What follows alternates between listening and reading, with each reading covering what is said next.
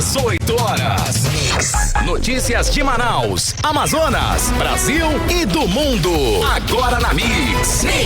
Legal, 6 horas, 2 minutos. Você no melhor Mix do Brasil. Começando mais uma edição do programa 18 horas com você. Os destaques do dia até às 7 da noite.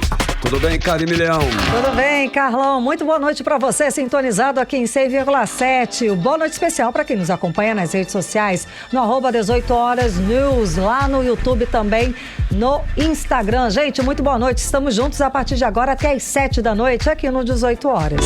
Karime, temos mimos hoje para os nossos ouvintes, queridos? Temos sim, porque o ouvinte da Rádio Mix não é qualquer um. Você é nosso convidado para o show da Ana Vitória, que acontece neste sábado, amanhã, gente, lá no Estúdio 5.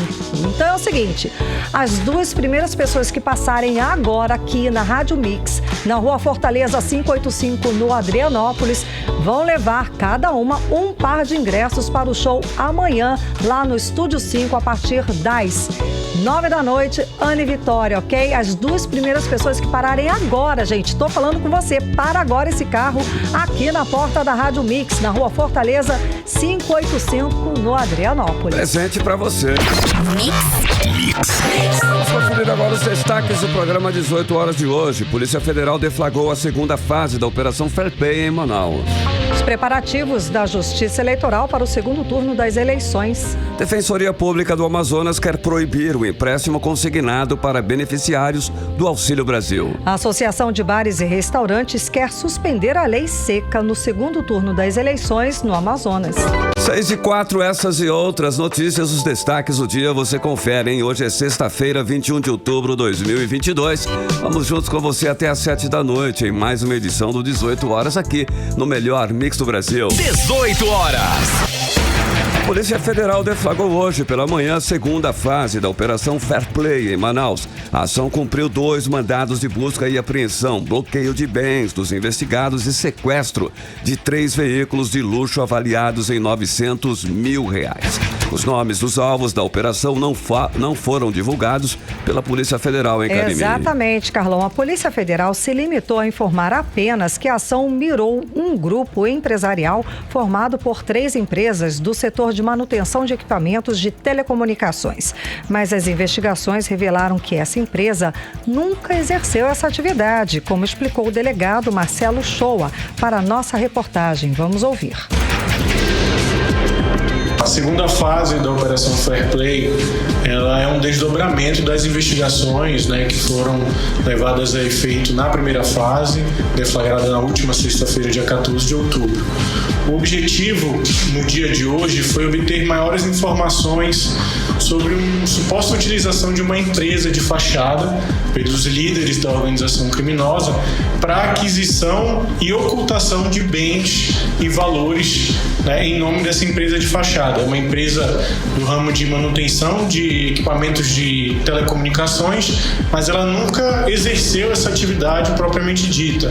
Só que o que chamou a atenção da equipe de investigação é que essa empresa tinha dezenas de veículos de luxo em seu nome. Você está ouvindo 18 horas.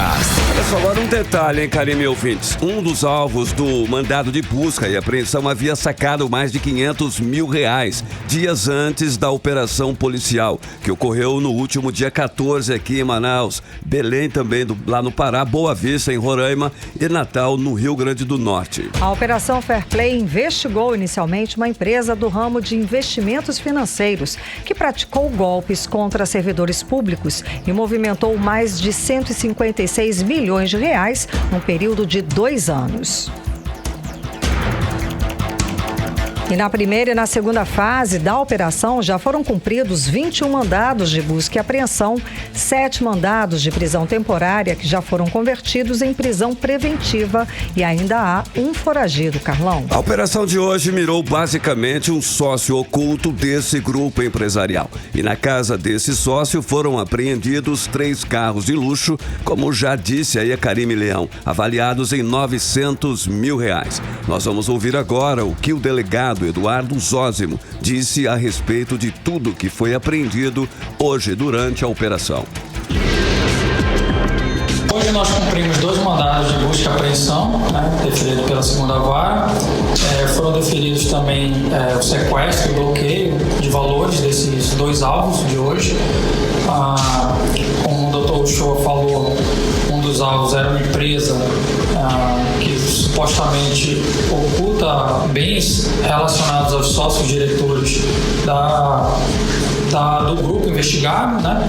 Nesse imóvel conseguimos apreender hoje 3 veículos, chegando ao total de quase R$2 milhões. E o outro alvo foi o nível gerencial do grupo investigado, né? Que recentemente sacou o total de valores em espécie, mais de R$500 milhões. E as diligências ainda estão em andamento e conforme o desenrolar, novas medidas podem ser solicitadas e representadas para o juízo. Você está ouvindo 18 horas. Olha só, nos bastidores e nas redes sociais foi divulgado o nome de um empresário que tem vários contratos com o poder público e que seria ligado a um deputado federal e uma deputada estadual recém-eleitos. Mas essa informação não foi confirmada e nem desmentida pela Polícia Federal, Karime. Pois é, Carlão, o fato é que essa organização criminosa fez mais de 350 vítimas em operações de empréstimos consignados aqui no Amazonas. Há pessoas que chegaram a investir cerca de R$900 mil. A polícia busca recuperar todos os recursos desviados. Vamos ouvir novamente o delegado Marcelo Uchoa. O que eu posso adiantar, assim, de certo modo, que a Polícia Federal tem buscado é a recuperação desses ativos, né? A gente percebeu ao longo da investigação que os líderes do grupo estavam se desfazendo dos bens, estavam colocando em nome de terceiros, né?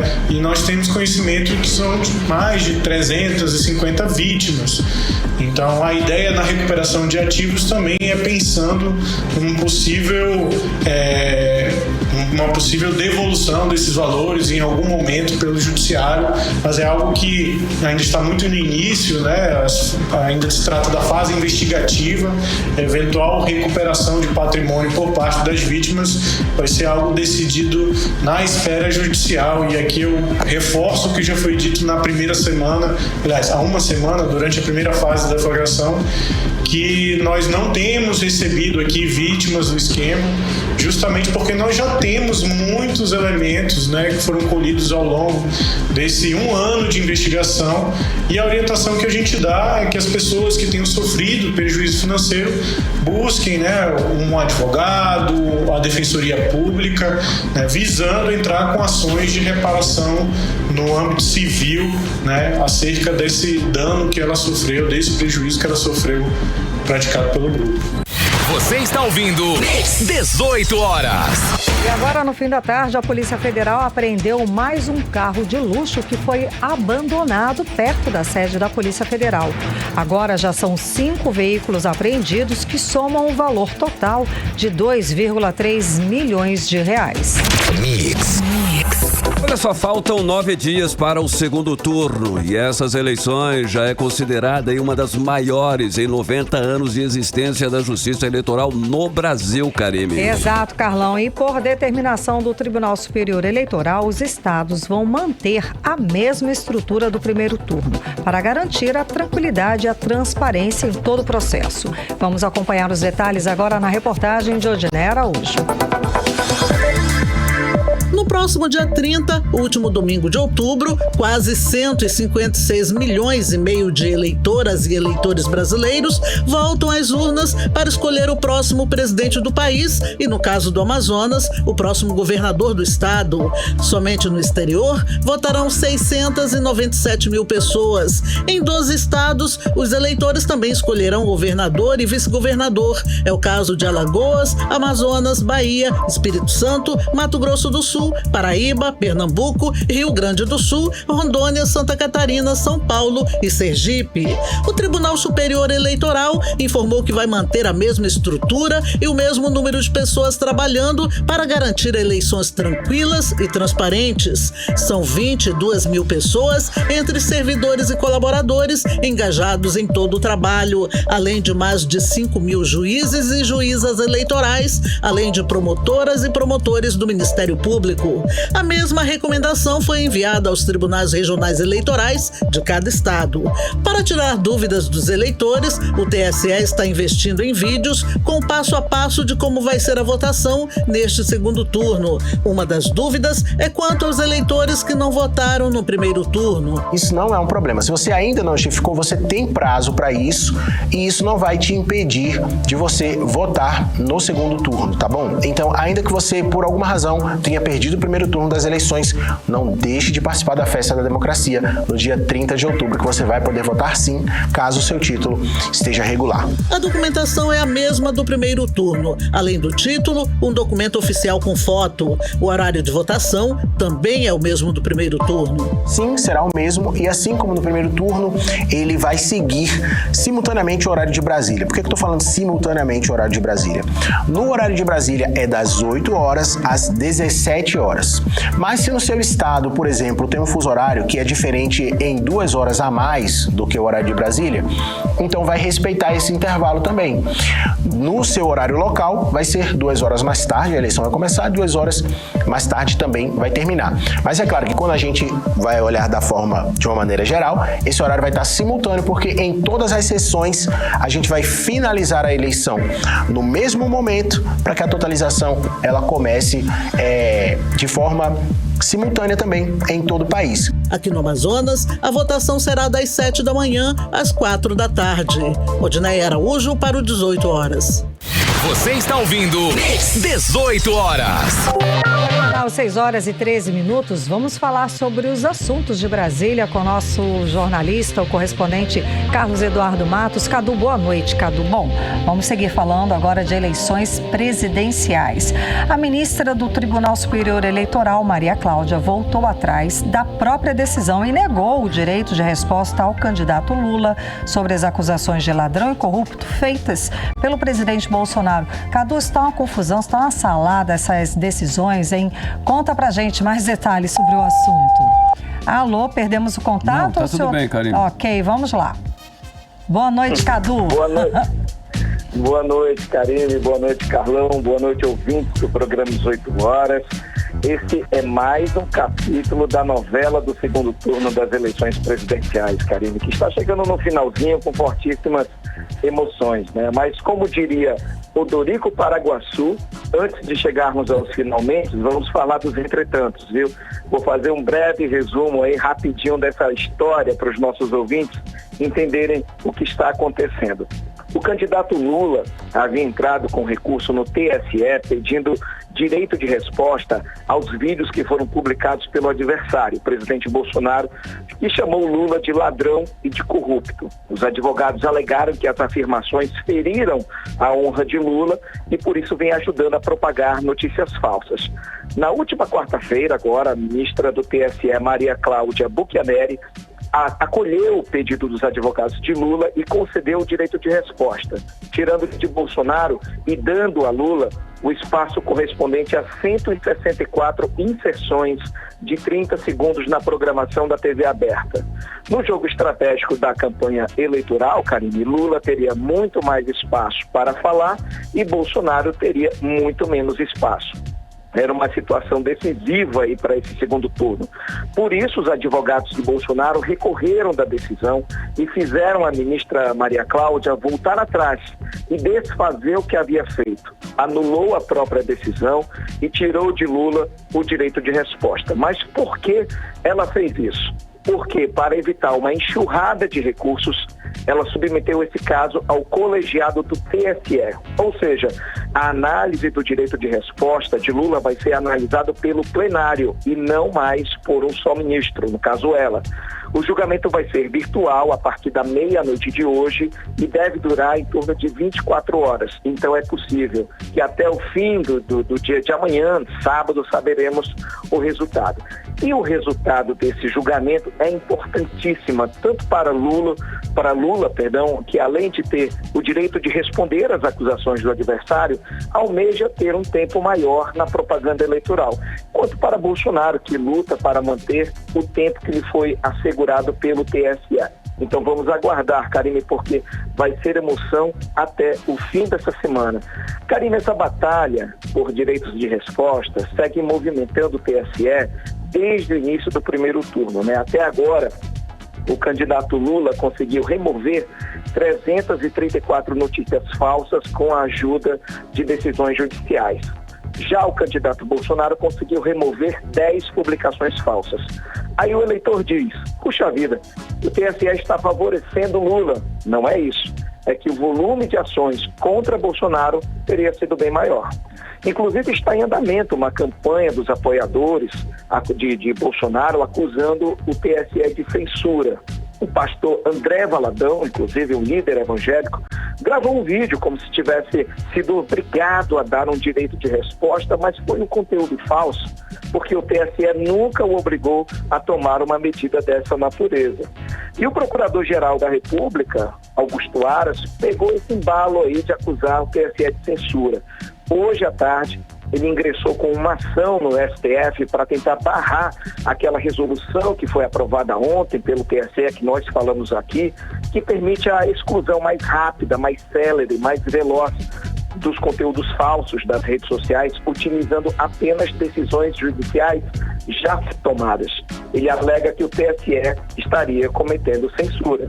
Karine, Carlão. Ricardo, olha só, o salário mínimo entrou na roda de polêmicas do segundo turno. O ministro Paulo Guedes, inclusive, anunciou que o salário mínimo vai deixar de ser atualizado pelo índice da inflação, o que deu combustível, né, claro, para os apoiadores do candidato Lula atacarem a campanha de Bolsonaro. Afinal, Cadu, o salário mínimo vai ou não vai continuar sendo atualizado com base na inflação? Já está sabendo dos detalhes? Carlão, o ministro Paulo Guedes garantiu que tudo deve continuar como sempre. O salário mínimo, as aposentadorias e as pensões deverão continuar sendo reajustados com base no IPCA, que é o índice oficial que mede a inflação no país. A questão é que ontem, ele, o Posto Ipiranga, em uma de suas falas confusas e polêmicas, disse durante o encontro com empresários do comércio que o salário mínimo não seria mais indexado ao IPCA, ou seja, que não seria mais corrigido com a inflação. Claro que isso chamou a atenção, porque isso resultaria na perda ainda maior do poder de compra dos brasileiros. Mas aí ele complementou ao dizer que isso seria bom, porque o salário mínimo poderia ser maior em relação ao índice da inflação. Então essa polêmica está sendo bastante explorada pela campanha de Lula, que chamou a atenção para o risco de o salário mínimo, assim como as aposentadorias e as pensões, não serem mais reajustadas com base na inflação, e o trabalhador sairia perdendo com essa medida caso o presidente Bolsonaro seja reeleito. O candidato Lula falou sobre isso na coletiva de imprensa hoje. Vamos ouvir o que ele disse. Isso significa que o reajuste do salário mínimo não vai ter mais aumento real. Estejam preparados, 22 milhões de aposentados, 32 milhões de pessoas que ganham salário mínimo nesse país não vão ter aumento acima da inflação. E vocês estão lembrados que no nosso governo, todo ano o salário mínimo aumentava, todo ano, de acordo com o PIB. A gente dava a inflação e depois a gente dava o PIB dos últimos 2 anos como aumento real. E isso acabaram, simplesmente acabaram, como se a pessoa que ganha o salário mínimo não precisasse ter um aumento de vez em quando para poder continuar comprando os remédios, que eles também acabaram com a farmácia popular, que vendia milhões de remédios, sabe, muito barato. Aqui tem farmácia que vendia remédio a 10% do valor do remédio, e o farmácia popular, que era um programa do governo que dava de graça remédio para aqueles remédios que você toma, sabe, de forma continuada. 18 horas. A gente acompanhou a fala do candidato à presidência da República, Luiz Inácio Lula da Silva, contra-atacando aí, né, o anúncio feito pelo ministro Paulo Guedes a respeito de que o salário mínimo deixaria de ser atualizado pelo índice da inflação. Cadu. Isso mesmo, Karine. Inclusive, agora o ministro Paulo Guedes disse que se trata de uma fake news, que foi uma mentira inventada pela oposição, pelos adversários, mas enfim, o fato é que hoje Paulo Guedes teve que voltar atrás e deu entrevistas aí dizendo, desdizendo na verdade o que havia dito, né? Ou melhor, tentando explicar o que não havia explicado direito. Vamos ouvir o que ele disse, que é cheio de uma fala cheia de garantias e promessas. Vamos ouvir Paulo Guedes.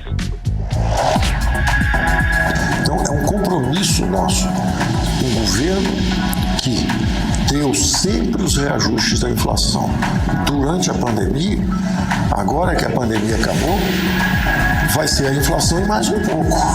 Então, se tiver que mexer, é mexer para mais, nunca para menos.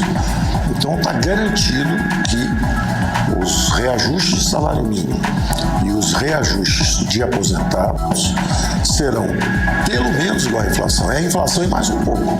18 horas. A gente agora acompanhou a fala do ministro da Economia, Paulo Guedes, tentando explicar, né, a decisão, o anúncio dele, que ele falou que o salário mínimo deixaria de ser atualizado pelo índice da inflação. Cadu, explicou, será? No final ele tentou anunciar algo inovador, mas acabou voltando atrás e disse que não vai mexer mais em nada. Pelo que eu entendi foi isso, né, Karine? O fato é que Paulo Guedes mais uma vez aí deixou a campanha de Bolsonaro em maus lençóis, pela enésima vez, né? E nessa entrevista vale ressaltar, Karine, que Paulo Guedes disse também que vai reajustar o salário dos servidores públicos, promessa a qual não foi muito bem acolhida pelos sindicatos e associações dos servidores. Karine e Carlão. Cadu, para finalizar, o candidato Lula decidiu mesmo que não vai mais participar do debate de hoje do SBT e também não vai ao debate deste domingo da TV Record. Conta pra gente, a gente sabe o motivo, Cadu? Para os dois debates, Karine, o motivo alegado seria conflito de agenda. Lula hoje concentrou o trabalho dele em Juiz de Fora, em Minas Gerais, cidade onde o presidente Bolsonaro, na campanha de 2018, foi esfaqueado por Adélio Bispo. Lá ele reuniu um grande público, fez caminhada, fez comício e deve continuar em Minas Gerais amanhã.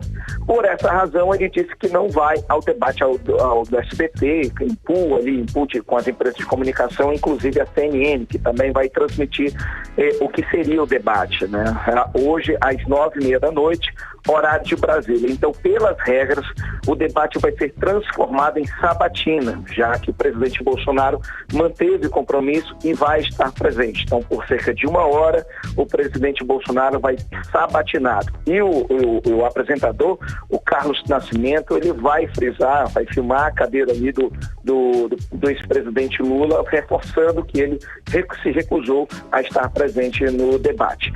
Já no debate da TV Record, que vai ser no domingo, também às 9h30 da noite, horário de Brasília, Lula também não vai participar, alegando também, como eu falei, a questão da agenda. Por isso, o debate da TV Record vai ser convertido também em sabatina de 1 hora com o presidente Bolsonaro, que reforçou a agenda dele, vai estar presente então esse segundo debate dessa semana. Porém, no dia 28, Lula e Bolsonaro confirmaram o último confronto no debate da TV Globo, que vai ser às 9h30 da noite, né? Reforço aí a data, dia 28, às 9h30 da noite, horário de Brasília, depois da novela. Então, esse debate, sim, promete, viu, Karine e Carlão, que vai ser o último confronto, o último olho no olho, cara a cara, a exemplo do que foi o debate da TV Band. Volto com vocês, Karine e Carlão. Cadu. Obrigada pelas informações, Cadu. Boa noite, bom fim de semana. Para vocês também. Um abraço, gente. Tchau. Tchau, tchau. 6h25, você no melhor mix do Brasil. 18 horas.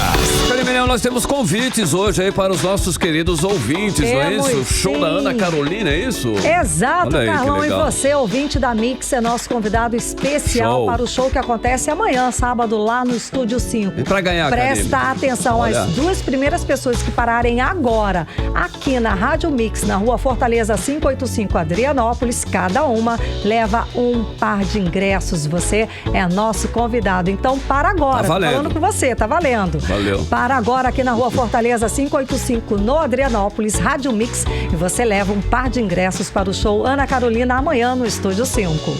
Mix. Olha só, associações de bares e restaurantes querem reverter a lei seca no segundo turno das eleições no Amazonas e em mais 9 estados, hein, Karime? Exato, Carlão. E para representantes do setor de bares e turismo, a restrição prejudica a todos que já foi tão penalizado durante a pandemia. Vamos aos detalhes na reportagem de Eugênia Araújo. A iniciativa da Abrabar, Associação Brasileira de Bares e Casas Noturnas, e da Confederação Nacional de Turismo, vem sendo adotada por demais entidades ligadas ao setor em todo o país. O principal argumento das entidades do segmento é que a lei seca penaliza ainda mais os empreendimentos que já sofreram tanto durante a pandemia, ficando o ano de 2020 todo fechado e boa parte de 2021 também sem poder abrir ou com restrição no número de atendimento. O Brasil já adotou a proibição de venda de bebidas alcoólicas como regra no dia da votação, mas hoje quem decide é a Justiça Eleitoral e as secretarias de segurança de cada estado. Por isso, as entidades vão apelar às secretarias de segurança estaduais e também aos tribunais regionais eleitorais para reverter a lei seca no dia 30 de outubro em 10 estados, entre eles o Amazonas. O presidente da Abrazel no Amazonas, Associação Brasileira de Bares e Restaurantes, Rodrigo Zamperlini, diz que no segundo turno é bem menor o número de candidatos e a tendência é que a votação seja ainda mais tranquila que no primeiro turno. E com isso, a situação de pessoas nas ruas, enfim, toda aquela situação, apesar de nós termos também a votação acontecendo, ela ocorre de uma maneira bem mais tranquila. Então, para o segundo turno, nós temos sim essa expectativa de diminuir ou mesmo de não termos mais as restrições. No primeiro turno, algumas capitais não adotaram a lei seca a pedido das entidades e liberaram a venda de bebidas alcoólicas. Atualmente, Acre, Amapá, Amazonas, Ceará, Roraima, Rio Grande do Norte, Maranhão, Mato Grosso do Sul, Pará e Tocantins mantêm a proibição. Para as entidades, a lei seca só estimula a clandestinidade, já que a fiscalização não é capaz de chegar a todos os estabelecimentos. As entidades que representam bares e restaurantes também lembram que já existem leis para coibir e penalizar quem abusa de bebidas alcoólicas. O 18 Horas tentou ouvir a Secretaria de Segurança Pública do Amazonas e saber se há possibilidade de acatar o pedido das entidades de bares e restaurantes, mas até o fechamento da reportagem, eles não enviaram resposta. Odneia Araújo para o 18 Horas. Você está ouvindo 18 Horas. São 6 horas e 29 minutos, você no melhor mix do Brasil, reforçando aí. Tem convites para você curtir o show de Ana Vitória. Exato, Carlão. E o show é amanhã lá no Estúdio 5, você é nosso convidado. Tá valendo, gente. As 2 primeiras pessoas que passarem aqui na rádio, o Mix na Rua Fortaleza 585, no Adrianópolis, cada uma leva um par de ingressos para curtir o show de Ana Vitória. Tá valendo pra você, hein? Mix. A Defensoria Pública do Amazonas pediu à Justiça que instituições financeiras sejam proibidas de oferecer empréstimo consignado para beneficiários do Auxílio Brasil aqui no estado do Amazonas. Pois é, Carlão, o que acontece? O motivo é simples, tá? Como o valor do Auxílio Brasil é baixo, o empréstimo poderia comprometer ainda mais esse benefício, o dinheiro dessa pessoa, né? Rodrigo Soares traz mais detalhes a respeito do assunto. Vamos entender. A Defensoria Pública do Estado do Amazonas acionou na Justiça um pedido de proibição de empréstimos consignados por instituições financeiras a partir do Auxílio Brasil. Segundo o documento, uma ação civil pública com pedido de liminar, 11 instituições financeiras são citadas e a Defensoria quer que a Justiça impeça que elas ofereçam empréstimos consignados a esses beneficiários. A medida é válida para casos dentro do estado do Amazonas. O coordenador do NUDECOM, Núcleo do Consumidor da Defensoria Pública do Amazonas, defensor público Cristiano Pinheiro, classifica o oferecimento do empréstimo consignado como uma medida irresponsável por parte das empresas de empréstimos consignados. Trata-se de um crédito irresponsável, vedado pelo Código de Defesa do Consumidor e pela nova lei do superendividamento, na medida em que as pessoas não terão a certeza de que até o final do empréstimo continuarão a receber o Auxílio Brasil. Para piorar a situação, ao se permitir o desconto de 40% em cima da verba fixa do Auxílio Brasil, que é de R$ 400, o consumidor ficará com apenas R$ 240, valor inferior ao valor previsto como mínimo existencial pelo próprio governo federal, que é de R$ 303. Portanto, a medida proposta pela Defensoria é uma medida que se impõe para garantir a dignidade da pessoa humana, a dignidade do consumidor e evitar o endividamento de famílias em situação de vulnerabilidade extrema. A reportagem do 18 Horas procurou a ANESP, associação que representa instituições de crédito consignado. Em nota, eles informaram que em agosto, o governo federal publicou a Lei 14.431/22, que autoriza a realização de empréstimos e financiamentos mediante crédito consignado para beneficiários do Benefício de Prestação Continuada, BPC, e de programas federais como o Auxílio Brasil. A associação diz ainda que, desta forma, os beneficiários podem fazer empréstimos de até 40% do valor do benefício e autorizar a União a descontar o valor da parcela dos repasses mensais. No entanto, a responsabilidade sobre a dívida será direta e exclusiva do beneficiário, não podendo a União ser responsabilizada em qualquer hipótese. Questionada sobre se a associação irá agir diante da ação da Defensoria Pública do Amazonas, a associação não respondeu o questionamento. Rodrigo Soares para o 18 Horas. Você está ouvindo 18 Horas. 6 horas 33 minutos, você no melhor mix do Brasil, conferindo os destaques do dia. E mais uma edição do programa 18 Horas. Daqui a pouquinho, inclusive, olha só, as últimas pesquisas eleitorais para o governo do Amazonas é o nosso assunto em instantes, já já. 18 Horas. Agora nós vamos conferir a previsão do tempo e temperatura para esse final de semana, aí sábado e domingo. Tempo e temperatura, Karime Leão. Previsão do tempo. Segundo informações do Clima Tempo, para este sábado, a previsão é de sol e aumento de nuvens de manhã com pancadas de chuva à tarde e à noite. A mínima prevista é de 24 graus, a máxima pode chegar a 34 graus. A umidade relativa do ar fica em 53% e 98%. Já no domingo, a previsão, a mínima é de 23 graus, a máxima pode chegar a 32 graus e a previsão é de sol também com algumas nuvens e deve chover rápido durante o dia e a noite. Mix.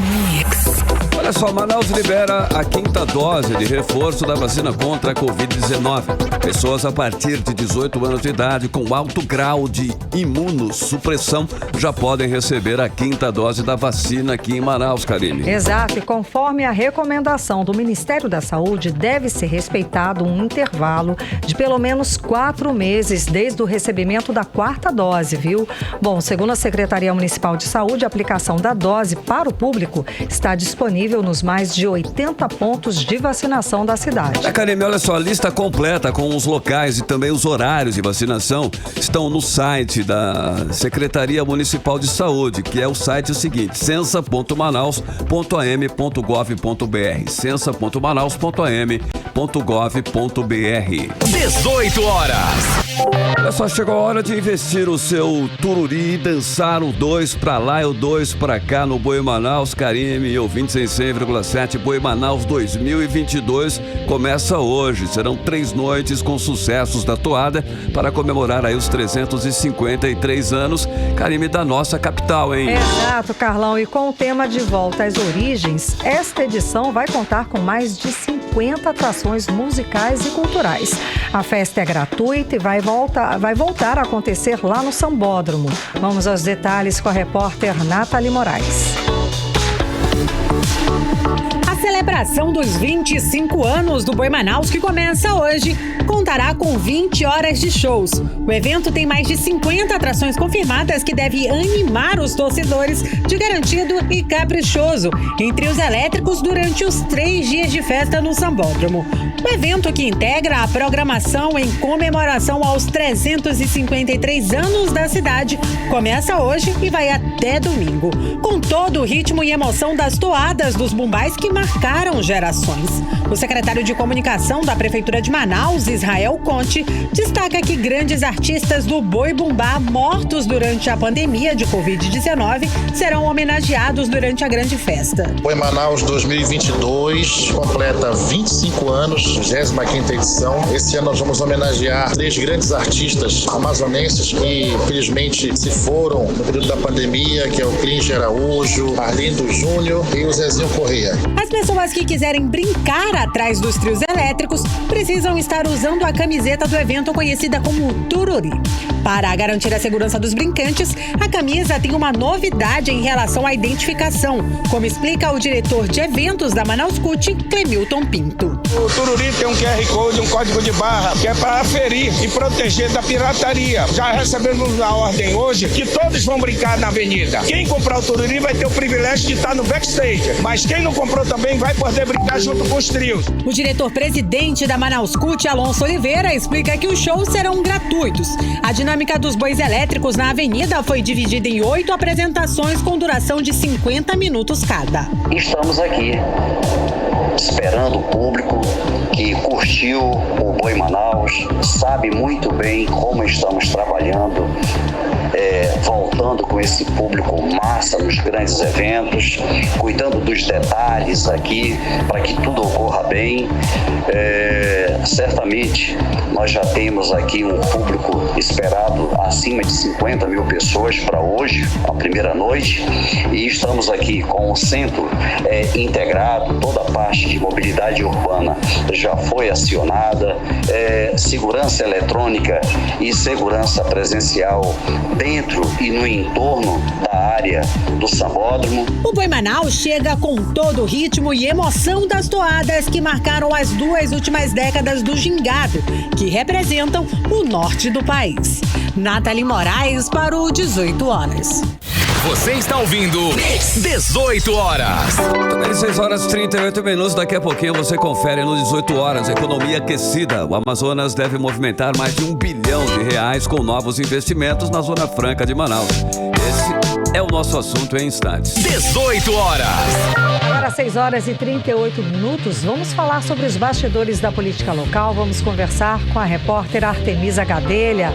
Artemisa, boa noite. Bom, as últimas pesquisas mostram que o Wilson Lima continua bem à frente para o governo do estado.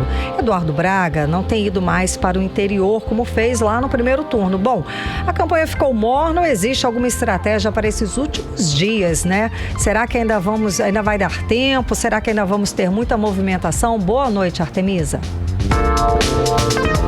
9 dias, mais precisamente para a eleição do dia 30 de outubro. Pouquíssimo tempo, né, Karine?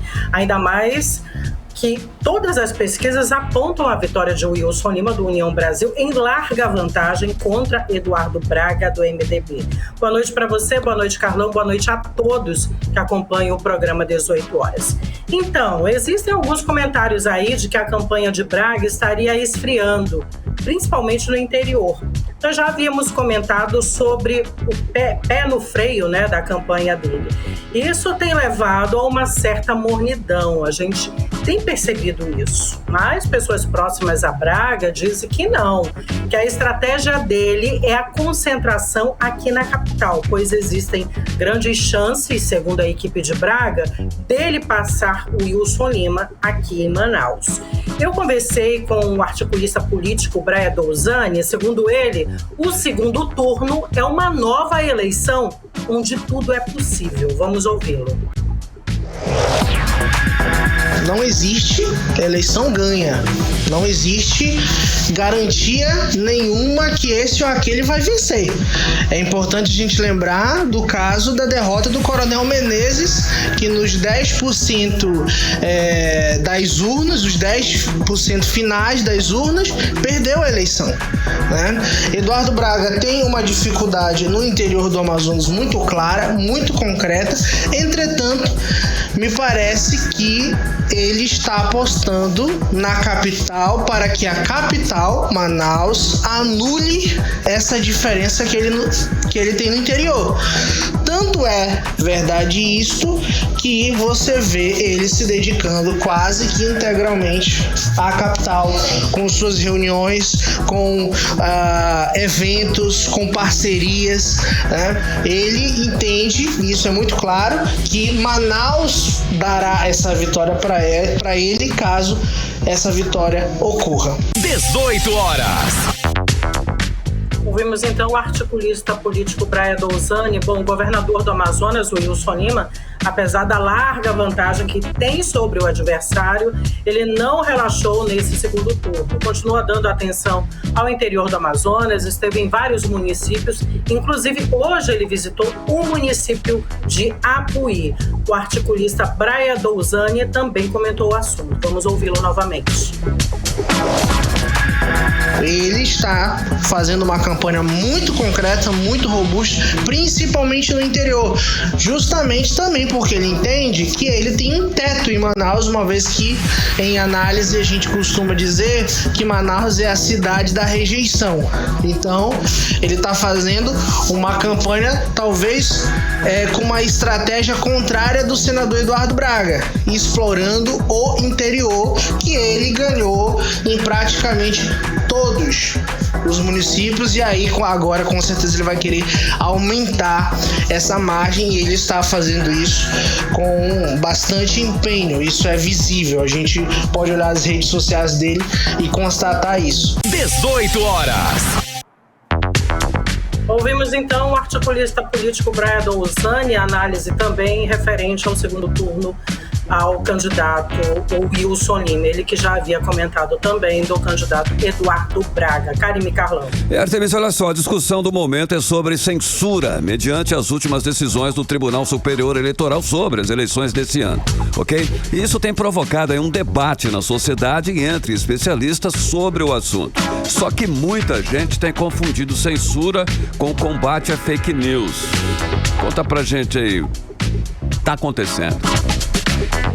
Pois é, Carlão, isso tem gerado várias discussões, vários debates, até onde a liberdade de expressão ela pode ir. A liberdade está ligada ao direito, né, de manifestação do pensamento sem retaliação do governo. Mas existe um limite quando se trata, inclusive, de calúnia e também de difamação, né? Quando, inclusive, a pessoa se dirige de forma ofensiva à reputação de alguém. E a fake news, por exemplo, ela não é só uma mentirinha, né? Ela tem como propósito de destruir a imagem da pessoa atacada, como relata o sociólogo Luiz Antônio Nascimento, ele que é professor de Ciências Sociais da UFAM. Vamos ouvir. Tem mentiras que você pode ir a juízo e no juízo você, na justiça, e você restabelecer a verdade. Mas num processo eleitoral, se aquelas mentiras não forem interditadas imediatamente, você causa a possibilidade de um candidato ser derrotado, não porque ele era passível de ser derrotado, mas porque as mentiras o derrotaram. Isso aconteceu na eleição de 2018. O Tribunal Superior Eleitoral permitiu que as mentiras ganhassem um volume e uma intensidade que levou à vitória do Bolsonaro. 18 horas. Pois é, ouvimos aí o professor, ele fala também que combater fake news não é censura, que os veículos de concessão pública precisam cumprir o Código Eleitoral e precisam tratar as candidaturas com o mesmo nível de abordagem. E é o que vem acontecendo, né? Segundo o professor, existe aí um desequilíbrio em alguns veículos, inclusive no caso da Jovem Pan, que foi citado amplamente nesses últimos dias. Vamos ouvi-lo novamente.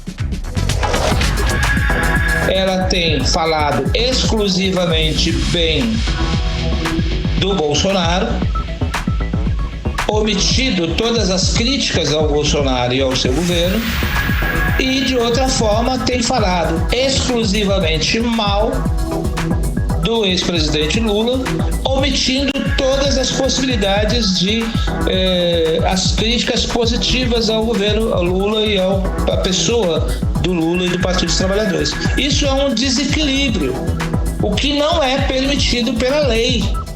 E ao Tribunal Superior Eleitoral, Superior Tribunal Eleitoral, cabe zelar pela proteção da lei. Então, quando o tribunal autua a Jovem Pan, determinando que a Jovem Pan interrompa aquela tua forma de atuar, o Tribunal Superior Eleitoral está cumprindo a lei. 18 horas. Bom, ouvimos novamente o professor aí, Luiz Nascimento. Censura não cabe mais no Brasil, mas é preciso sim combater as fake news. Karine e Carlão. Esse assunto realmente é muito polêmico, porque a mesma justiça que impede que Lula seja chamado, como aconteceu com a Jovem Pan, de corrupto, ladrão, coisa assim, é a mesma justiça que deixa Bolsonaro ser chamado de genocida. Ou seja, eu acho que estamos todos perdidos nessa polarização política. Eu acho que estamos todos precisamos trabalhar para uma justiça igual para todos, né, Artemisa? Obrigada exatamente, manter a democracia. Pronto, né, exatamente. A democracia brasileira. Exatamente. Muitíssimo obrigada pelas informações, Artemisa. Boa noite, bom fim de semana. Para vocês também. Tchau, tchau. Tchau, tchau. 6h46. 18 horas. O Conselho de Administração da Suframa aprovou 40 novos projetos nesta quinta-feira. A estimativa é de movimentar 1,38 bilhão de reais em novos investimentos para a Zona Franca de Manaus. A expectativa é de geração de 1.589 empregos ao longo dos próximos 3 anos, Karine. Maravilhosa a expectativa, né? Bom, uma das empresas aprovadas produz celular e estação telemétrica, que são estações que fornecem dados sobre chuvas ou nível de rios em tempo real, como explica a repórter Nathalie Moraes. O Conselho de Administração da Suframa aprovou na reunião ordinária de número 306 uma pauta de 40 projetos industriais e serviços. Os projetos estimam 1,38 bilhões de reais em novos investimentos para a Zona Franca de Manaus e a geração de 1.589 empregos ao longo dos próximos 3 anos. Essa reunião marcou o primeiro encontro oficial do CAIS, presidido pelo novo secretário especial de Produtividade e Competitividade do Ministério da Economia. Alexandre Iata aproveitou a ocasião para agradecer a parceria mantida em aproximadamente 4 meses de gestão com a classe empresarial e produtiva da nossa região e reforçou o compromisso do governo federal em fortalecer as bases da Zona Franca de Manaus e promover o desenvolvimento socioeconômico e sustentável da Amazônia. Um grande ponto, acho que foi muito emblemático agora essa discussão toda em torno do último decreto, foi a palavra diálogo. Hoje a gente tem um diálogo aberto, um diálogo muito transparente, um diálogo claro, tanto lá nós no governo federal, junto com a equipe aqui da Suframa e junto com todo o setor produtivo da região. Um dos destaques da reunião foi a empresa Flexitronics International, que trouxe a produção de um telefone celular e estação telemétrica, com previsão de investimento superior a 174,6 milhões de reais e a geração de 483 novos empregos em Manaus. Segundo o superintendente da Suframa, Algacir Ponzin, a expectativa da autarquia com a aprovação dos 40 projetos nesta quinta-feira chega a 177 projetos industriais e de serviços aprovados em 5 reuniões realizadas este ano. Portanto, nós estamos com 109 mil empregos diretos. Somente na minha gestão foi um aumento de 20% de empregos. Isso é uma coisa muito importante, tá certo? E essa união de todos os atores envolvidos com o mesmo espírito de produzir para desenvolver na nossa região. As propostas aprovadas estimam aproximadamente 5,6 bilhões de reais em novos investimentos e mais de 7.200 novos empregos. Nathalie Moraes para o 18 horas. Você está ouvindo 18 horas. 6h49, você no melhor Mix do Brasil. Nós vamos conferir agora a previsão do tempo e temperatura para esta noite de sexta-feira com Karine Leão. Previsão do tempo. Segundo informações do Climatempo, a previsão é de chuva rápida durante a noite e a madrugada. A mínima prevista é de 24 graus, a máxima pode chegar a 33 graus. As chances de chuva são de 67%. E a umidade relativa do ar fica entre 55% e 97%. Mix. Sextou, hein, Karime Leão e ouvintes em 100,7, final de semana chegando e com um feriadão prolongado. E a nossa agenda cultural tá recheada de atrações, hein, Karime? Tem muita coisa na programação, tá? Show do Ana Vitória, que nós falamos, Halloween, do Copa. Enfim, vamos conferir os destaques agora com a Nathalie Moraes. O cantor Leone desembarca em Manaus para um show nesta sexta-feira. A apresentação vai ser realizada no Teatro Manauara, na zona centro-sul aqui da capital, a partir das 9 da noite. Os ingressos estão à venda no site baladaApp.com. O Pagode da Casa Amarela faz a gravação do seu primeiro DVD nesta sexta-feira no Salão dos Espelhos do Rio Negro Clube. O cantor Wendel Pinheiro faz participação especial. O evento inicia às 7 da noite e os ingressos estão sendo vendidos no shopingressos.com. Como parte das comemorações do aniversário da nossa cidade, acontece neste sábado a primeira Maratona Internacional de Manaus. O primeiro dia de evento, no sábado, será para a categoria Kids e 5 quilômetros. A corrida acontece na Ponta Negra a partir das 4 da tarde. O duo Ana Vitória realiza show em Manaus neste sábado. A apresentação faz parte da turnê Co. O show acontece no Estúdio 5 neste sábado a partir das 9 da noite. Os ingressos estão sendo vendidos. Xamã, Matuê e o DJ Matt serão as atrações do Halloween do Copacabana em Manaus. O evento acontece neste sábado às 10 da noite no Copa. Os ingressos estão à venda no ingressosfly.com. Já no domingo, no Teatro Amazonas, ao longo do dia acontecerá a Mostra Interarte 2022, um dia totalmente teatral. Com 10 peças teatrais da Companhia e Escola de Teatro Interarte. Os ingressos para as sessões que acontecem às 10 da manhã, às 2 da tarde e às 6 da tarde estão sendo vendidos na bilheteria do teatro. Encerrando a nossa agenda cultural, o Shopping Ponta Negra tem atração para a garotada, inspirada nos shows e números divertidos de circo. As apresentações encerram neste domingo. O espaço funciona na praça de eventos do shopping com aula circense gratuita para a criançada. Eu volto aos estúdios com vocês, Karime e Carlão. Você está ouvindo 18 horas. Economia. Vamos aos indicadores econômicos de hoje, sexta-feira. O dólar fechou em queda de 1,33%, cotado a R$ 5,14. O euro fechou em baixa de 0,55%, cotado a R$ 5,07. O Bitcoin fechou positivo também, em menos 0,35% aos R$ 99.905. O Ibovespa, o principal índice da Bolsa de Valores brasileira, fechou positivo em 2,35% e encerrou o dia aos 119.928 pontos. Escuta esse dado: os alimentos registraram o maior índice de inflação este ano.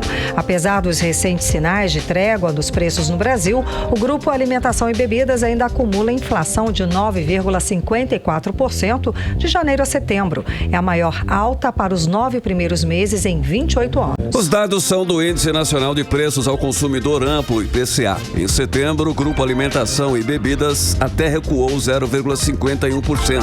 Mas, segundo os analistas, os preços dos alimentos devem criar num patamar elevado até dezembro. E outro levantamento aponta redução na projeção de produção de bicicletas este ano aqui no país. A revisão é da associação que representa o setor Abraciclo, que revisou para baixo pela segunda vez no ano a estimativa de produção de bicicletas. Karine, segundo os dados, as indústrias do Polo Industrial de Manaus devem produzir 15,9% de bicicletas a menos em comparação ao ano passado, hein? Isso preocupa, né, Carlão? Porque essa indústria possui mais de 15 mil pessoas empregadas aqui no Polo Industrial de Manaus. E o repórter Hector Silva traz a análise dessa queda pra gente. Vamos acompanhar. 630 mil bicicletas em um ano. Esta é a expectativa de produção do produto no Polo Industrial de Manaus este ano, número bem abaixo das 749.320 bicicletas que saíram das linhas de montagem no ano passado, uma retração de 15,9%. O vice-presidente do segmento de bicicletas da Abraciclo, a Associação Brasileira dos Fabricantes de Motocicletas, Ciclomotores, motonetas, bicicletas e similares, Ciro Gazola, afirma que o setor está sendo fortemente impactado pela conjuntura econômica que reduziu o poder de compra do brasileiro, por isso a diminuição na produção.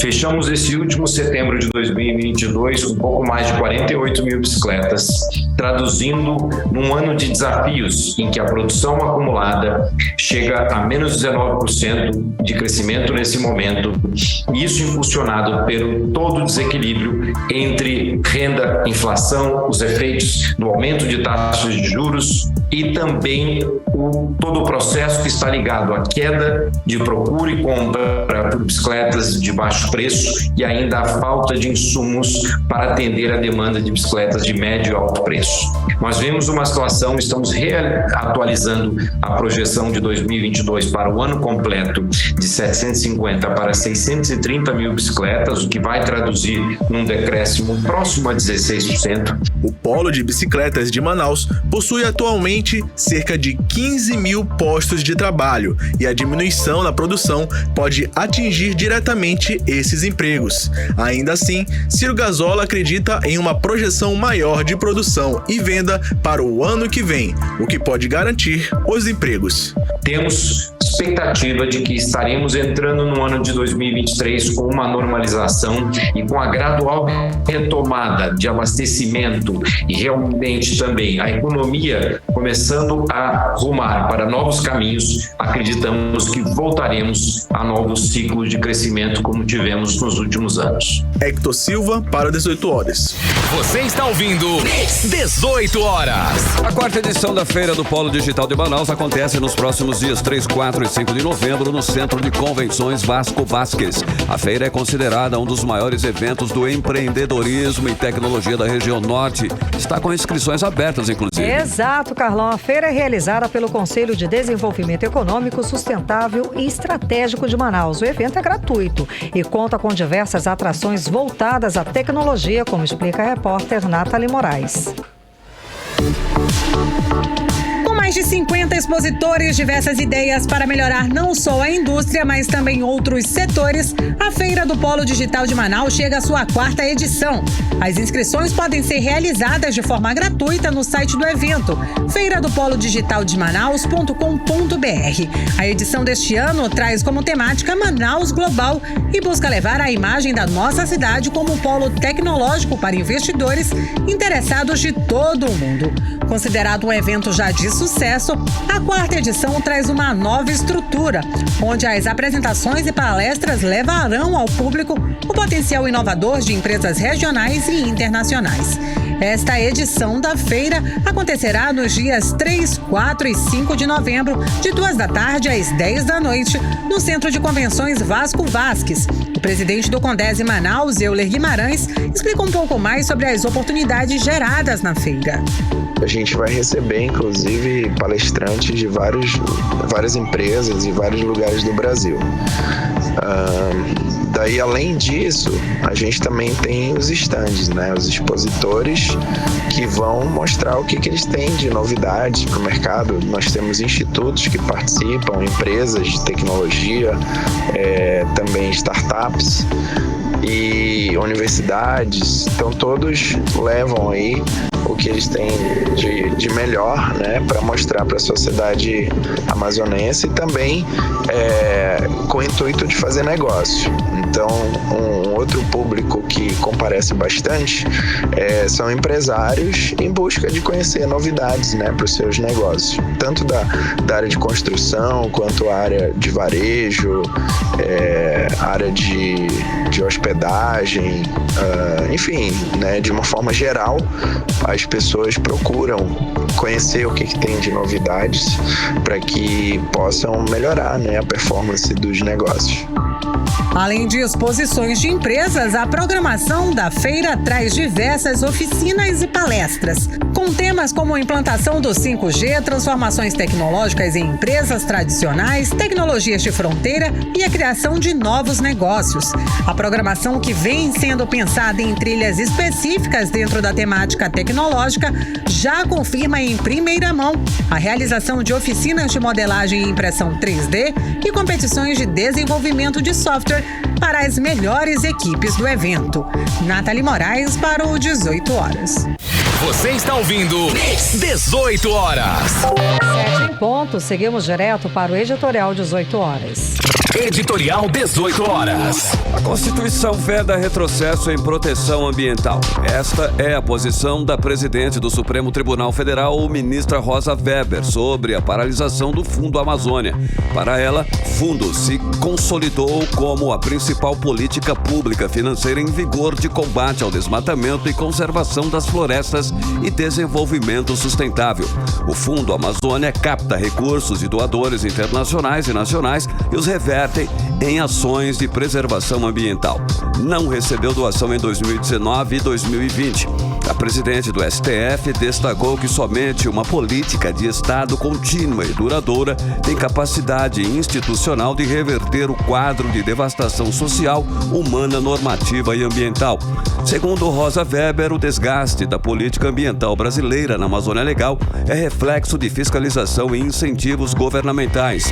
O julgamento sobre o Fundo Amazônia foi suspenso e o voto da ministra será concluído em data a ser definida, mas já mostrou que o Supremo tende a tomar mais uma decisão, apontando a importância da floresta amazônica e seus reflexos ambientais para o país e para o mundo. 18 horas. 7-1, Karime, boa noite. Boa noite, obrigada pela companhia, um beijo, até segunda. Beijo e até segunda. Você ouviu 18 horas.